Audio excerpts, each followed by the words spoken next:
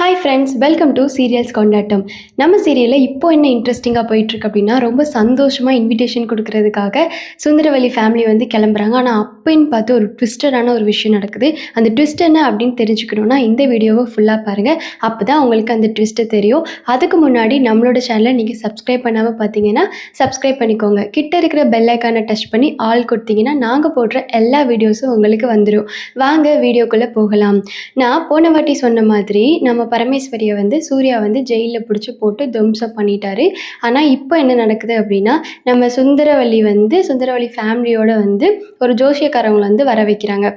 அப்போது அந்த ஜோசியக்காரர் வந்து அவங்க வீட்டுக்கு வந்து இந்த ஜாதகம்லாம் பார்ப்பாங்கள்ல, ரஞ்சித்துக்கும் சுரேகாவுக்கும் ஜாதகம்லாம் பார்த்துட்டு அதுக்கப்புறம் ஜோசியக்காரர்கிட்ட சுந்தரவல்லி மேம்ஸ் கேட்குறாங்க, எப்போ வந்து நம்ம பத்திரிக்கை வந்து டிஸ்ட்ரிபியூட் பண்ணலாம், எப்போ வந்து பத்திரிக்கைலாம் கொடுக்க ஆரம்பிக்கலாம் அப்படின்னு சொல்லிட்டு கேட்கும்போது அவர் ஒரு நல்ல நாளாக பார்த்து குறிச்சு விட்றாரு. உடனே வந்து பத்திரிக்கை கொடுக்குறதுக்காக ரொம்ப சந்தோஷமாக வீட்டில் இருக்க எல்லாருமே வந்து கிளம்புறாங்க.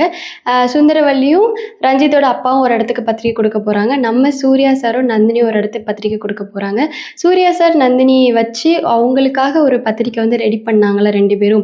அதை கூட ஹரிதா வந்து ஒரு எபிசோடில் வந்து எரிச்சலாம் போட்டாங்களே, அதே மாதிரி ஒரு பத்திரிக்கை திரும்பியும் சூர்யா சார் வந்து ரெடி பண்ணிட்டாங்க. ரெடி பண்ணிட்டு ஹரிதா முன்னாடியே போய், பார்த்தியா நீ எத்தனை வாட்டி என்ன பண்ணாலும் நான் கொடுக்குறத உன்னால் தடுக்கவே முடியாது, இன்றைக்கி நான் போயிட்டு பத்திரிக்கை கொடுக்க தான் போகிறேன் அப்படின்னு சொல்லிட்டு சூர்யா சார் வந்து ஹரிதாக்கு வந்து சவால் விட்டுட்டு சூர்யா சாரும் நம்ம நந்தினி மேடமும் பத்திரிக்கை கொடுக்கறதுக்காக போகிறாங்க. அந்த பக்கம் சுந்தரவல்லி அவங்க எல்லோரும் பத்திரிக்கை கொடுக்கறதுக்காக அவங்க ஒரு பிளேஸுக்கு வந்து போகிறாங்க, இவங்க ஒரு பிளேஸுக்கு போகிறாங்க. அப்போ நம்ம நந்தினி சூர்யா 2 பேரும் வந்து பத்திரிக்கை கொடுக்க போகும்போது அந்த வீட்டில் இருக்கவங்க எல்லாருமே வந்து இவங்க 2 பேரும் ஹஸ்பண்ட் அண்ட் ஒய்ஃப்னு பார்த்துட்டு சில பேர் வந்து நந்தினி வந்து நல்ல ஒய்ஃபாக இருக்காங்க அப்படின்னு சொல்கிறாங்க. சில பேர் வந்து என்ன இப்படி பணக்கார வீட்டில் இருந்துட்டு இப்படி போயும் ஒரு வில்லேஜில் இருந்து ஒரு பொண்ணை வந்து கல்யாணம் பண்ணியிருக்க, ஒரு வேலைக்காரனோட பொண்ணை வந்து கல்யாணம் பண்ணியிருக்க அப்படிலாம் சொல்கிறாங்க. அந்த இடத்துலலாம் நந்தினியோட மனசு வந்து ரொம்பவே கஷ்டமாக இருக்குது. நான் நந்தினி உங்களுக்கு பிடிக்கும்னா கிரேட்னு கமெண்ட் பண்ணுங்கள், சூர்யாவை பிடிக்கும்னா சூப்பர்னு கமெண்ட் பண்ணுங்கள். ஆனாலும் நந்தினியோட மனசு அப்படி இருந்தாலும் சூர்யா வந்து நந்தினிக்கு வந்து எப்பயுமே வந்து சப்போர்ட்டாக இருந்தாங்க.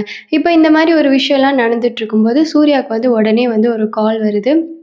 அந்த கால் பார்த்தீங்கன்னா இது நம்ம பரமேஸ்வரியோட காலு. பரமேஸ்வரி வந்து ஜெயிலில் வந்து அவங்கள வந்து அரெஸ்ட் பண்ணி வச்சுருந்தாங்களே, ஆனால் பரமேஸ்வரி கிட்ட கோடிக்கணக்கான காசுலாம் கொட்டி கிடக்கு. ஆனால் சுந்தரவல்லி ஃபேமிலியோட கம்மி தான், ஆனாலும் அவங்க கிட்ட வந்து நிறையா காசு இருக்கிறதுனால ஒரு ஆளை வச்சு அவங்க வந்து வெளியே வந்துட்டாங்க. எப்படியோ ஈஸியாக வந்து அந்த ஜெயிலை விட்டு வெளியே வந்துட்டாங்க. அவங்க ஜெயிலில் அந்த ஒரு நைட்டு கூட அங்கே வந்து ஸ்டே பண்ணவே இல்லை. அவ்வளோக்கு வந்து ஆள் பலம் பணபலம் எல்லாமே வந்து நம்ம பரமேஸ்வரிக்கு வந்து இருக்குது.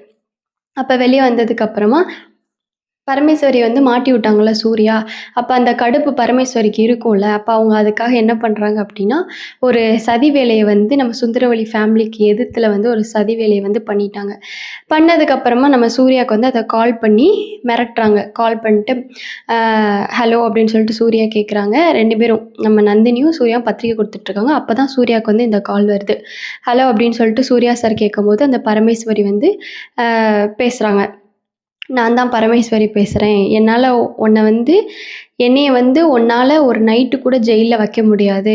நீ வந்து என்னை பற்றி என்ன நினச்சிக்கிட்டு இருக்க அப்படி இப்படின்னு சொல்லிட்டு பேசிட்டு, உனக்கு இன்னொரு ஒரு அதிர்ச்சியான விஷயத்த சொல்லவா அப்படின்னு சொல்லிட்டு சூர்யா சாரை வந்து மிரட்டுறாங்க. சூர்யா சார் வந்து நீ ஏன் திரும்ப திரும்ப என் ஃபேமிலிக்குள்ளே வர, அந்த மணி பரமேஸ்வரி வந்து போட்டு வார்த்தையிலே போட்டு விளாசுன்னு விளாசுறாரு. அதுக்கப்புறம் பரமேஸ்வரி வந்து ஒரு ட்விஸ்டடான விஷயத்த சொன்னதுக்கப்புறமா சூர்யா சாருக்கு ஷாக்கு. அதுக்கப்புறம் கிட்ட இருந்த நந்தினிக்கும் ஷாக்கு. சூர்யா சார் வந்து ஸ்பீக்கரில் போட்டு தான் பேசுகிறாரு. ஸோ பேசினோடனே அந்த பரமேஸ்வரி வந்து சொல்கிறாங்க, இந்த மாதிரி கல்யாணம் வந்து எப்படி நடக்குதுன்னு நான் பார்த்துடுறேன். ஆல்ரெடி உனக்கு நான் சவால் விட்ட மாதிரி இந்த கல்யாணத்தை நான் எப்பயுமே வந்து நடக்க விட மாட்டேன். என்னோட அண்ணனை ஜெயிலில் போட்டதை நான் என்றைக்குமே மறக்க மாட்டேன். என் ஹஸ்பண்டும் வந்து ஜெயிலில் இருக்காங்க.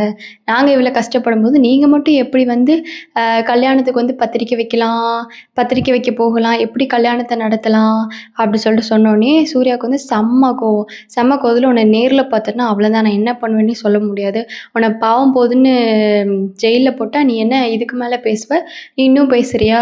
நான் ஆல்ரெடி எங்கள் குடும்பத்தோடு வந்து ரொம்ப கஷ்டப்பட்டுட்ருக்கோம், எங்கள் அப்பா வேறு ஜெயிலில் கிடக்காங்க அப்படி இப்படின்னு சூர்யா சாருக்கு வந்து வருத்தமும் இருக்குது, ஒரு பக்கம் தீராத பரமேஸ்வரி மேலே இருக்கிற கோவமும் இருக்குது. எல்லாத்தையும் பரமேஸ்வரி மேலே வந்து கொட்டி தீர்க்குறாரு. ஆனா பரமேஸ்வரி சும்மா இருப்பாங்களா? அதுக்கப்புறம் தான் வந்து, "என்ன அந்த ட்விஸ்டடான ஒரு விஷயம் அப்படின்னு நீ கேட்க மாட்டியா சூர்யா? உனக்கு ஆர்வமா இல்லையா?" அப்படின்னு சொல்லிட்டு பரமேஸ்வரி வந்து கேட்குறாங்க. உடனே வந்து சூர்யா, "நீ சொல்லு. நீ என்ன சொன்னாலும் நான் ஒண்ணும் பயப்பட போறதில்ல.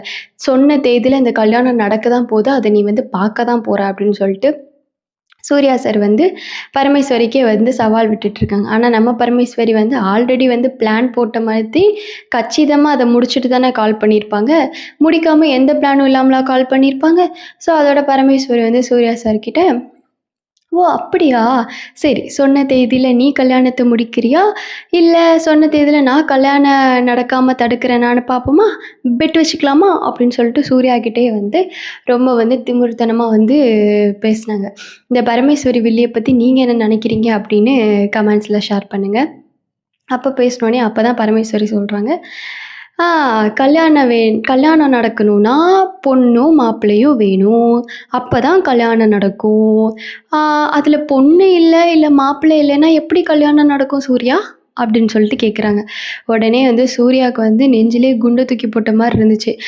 என்ன இவ என்ன சொல்ல வர்ற? சொல்லு. அது என்ன பொண்ணு மாப்பிள்ளையும்? இப்போ உனக்கு என்ன ப்ராப்ளம்? என்ன பண்ண? என்ன சொல்ல வர்ற? அப்படின்னு சொல்லிட்டு எதா இருந்தாலும் சுத்தி வளைக்காம ஓப்பனா சொல்லு அப்படின்னு சூர்யா சார் வந்து டென்ஷன்லயும், கோவத்துலயும் வந்து சொல்றாங்க. சொன்னதுக்கு அப்புறமா தான் பரமேஸ்வரி சொல்றாங்க, "உன் வீட்ல போய் பாரு சுரேகா இருக்காளான்னு" அப்படின்னு சொல்லிட்டு. அப்புறம் தான் தெரியுது. அதுக்கப்புறம் நம்ம சூர்யா சாருக்கு செம்ம ஷாக்கு. நந்தினிக்கும் செம்ம ஷாக்கு. நம்ம சூர்யா சார் சொல்றாங்க, "வா நந்தினி சீக்கிரமா வந்து வீட்ல போயிட்டு சுரேகா இருக்காங்களான்னு பார்க்கலாம்" அப்படின்னு சொல்லிட்டு நந்தினிய கூட்டிட்டு வந்து வீட்டுக்கு வந்து வேகமா வந்து நந்தினியும், சூர்யா சாரும் வேகமா வீட்ல போய் பார்க்குறாங்க. சூர்யா சார் வந்து வீடு முழுக்க வந்து "சுரேகா, சுரேகா, சுரேகா" அப்படின்னு சொல்லிட்டு கத்திக்கிட்டே போறாங்க. அங்க வந்து சுந்தரவல்லி, ரஞ்சித்தோட அப்பா இவங்க 2 பேருமே வந்து பத்திரிக்கை குடுக்குறதுக்காக வெளிய போயிருந்தாங்க இல்லையா? ஸோ அவங்கள்ல மாதவி, அசோகன் இவங்கலாம் தான் இருக்காங்க வீட்ல.